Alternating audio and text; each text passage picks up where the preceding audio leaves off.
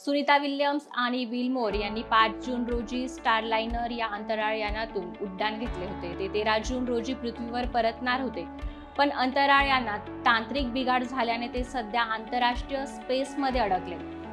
अंतराळ यानात बिघाड झाल्यामुळे सुनीता विल्यम्स आणि विल्मोर हे अवकाशातच अडकणार का की परत पृथ्वीवर येणार हे आज आपण समजून घेऊया।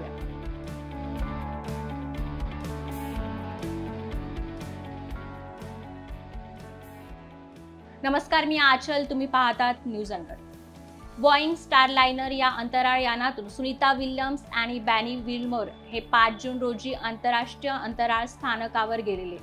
8 दिवसासाठीची ही मोहीम होती, पण हेलियम गळती आणि थस्टरच्या खराबीमुळे ते धर्तीवर परत येऊ शकलेले नाहीत। बोईंग स्टारलाइनरचे हे पहिले उड्डाण होते। सुनीता विल्यम्स आणि बॅरी विल्मोर 2 महिन्यांपासून अंतराळात अडकलेत।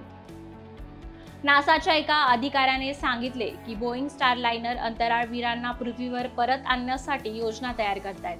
2025 मध्ये दोन्ही अंतराळवीर पृथ्वीवर परत येऊ शकतात, असाही एक पर्याय।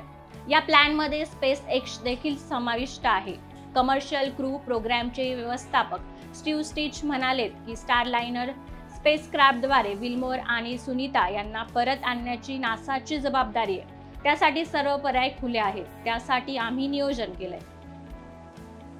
आता अंतराळ यानात नेमका बिघाड काय झालाय हे समजून घेऊया।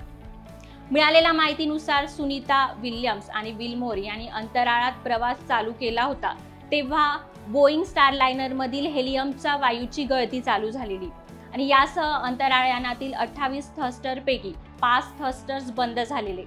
विल्यम्स आणि विल्मोर हे आंतरराष्ट्रीय अवकाश स्थानकातच सुखरूप उतरलेत। मात्र आता अंतराळात बिघाड झाल्यामुळे त्याचे पृथ्वीवर परतणे आगामी काही महिने लांबू शकते, असे यात म्हटले।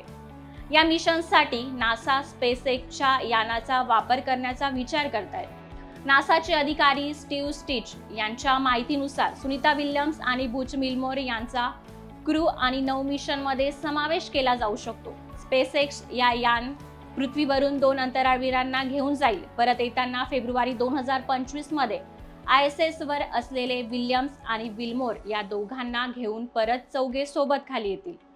अजून अशाच काही माहितीपूर्ण व्हिडिओसाठी न्यूज अनकटला लाईक करा, शेअर करा आणि सबस्क्राईब करा। धन्यवाद।